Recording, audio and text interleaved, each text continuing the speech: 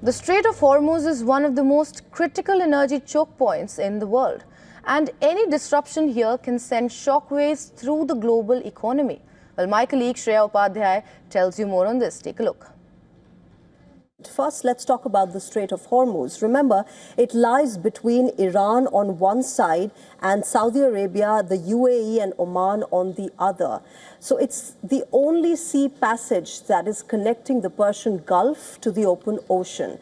And through this single maritime corridor, remember, passes a massive share of the world's energy supply. Around 20% of the world's total oil supply moves through this very strait, and about 25% of the global seaborne oil trade is dependent on it.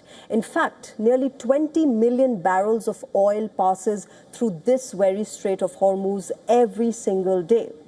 So who depends the most on this critical oil route?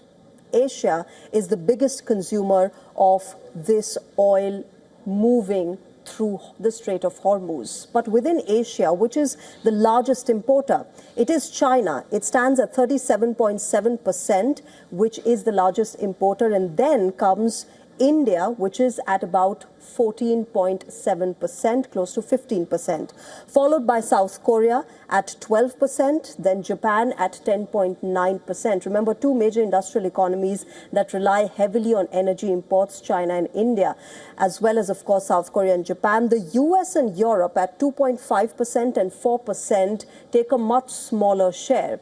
In fact, nearly 89% of the crude oil moving through Hormuz goes to Asia.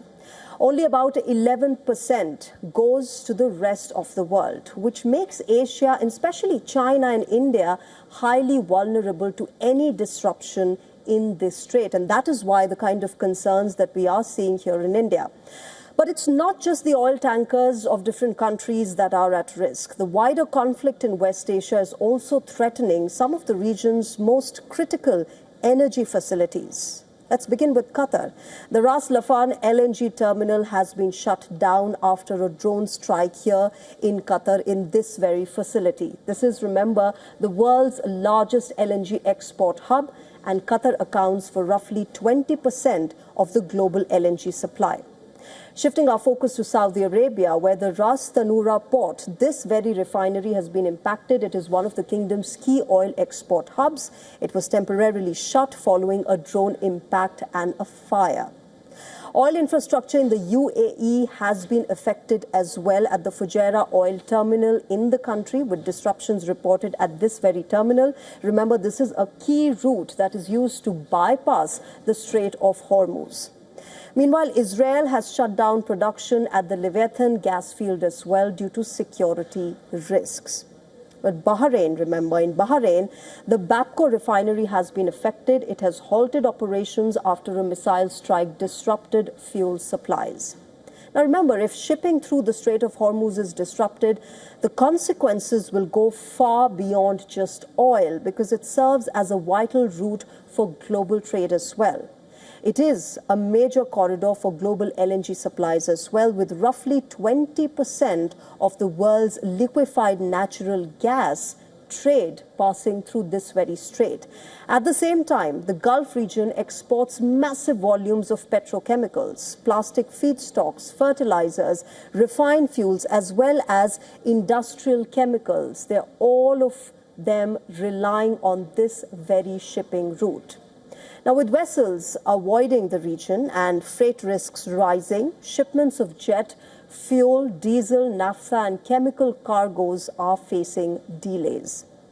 Remember, every dry bulk commodities, including coal and steel, are seeing disruption as the shipping companies steer clear of this entire conflict zone. The result is a widening supply shock that is ripping through multiple industries. And that is exactly why governments and markets around the world are watching this region very, very closely. The global economy is highly dependent on energy flows from the Gulf. India, remember, imports about 50% of crude via the Strait of Hormuz, as you can see. This is why India is very concerned. Next up is Japan. It imports 75% of the oil from the Gulf. It is dependent on the Gulf region for 75% of its oil imports. South Korea, 60% of its crude is dependent on this region for its crude supply. So if shipping through the Hormuz is disrupted, the risks are significant. And the energy import bills could rise sharply as well. There are concerns around the world on that. Global inflation pressures could increase. Supply chains in manufacturing industries could face serious disruptions as well. And there could be major pressure on fertilizer and chemical supplies as well. And here in India, also there are concerns about it. These are essential for the agriculture industry as well.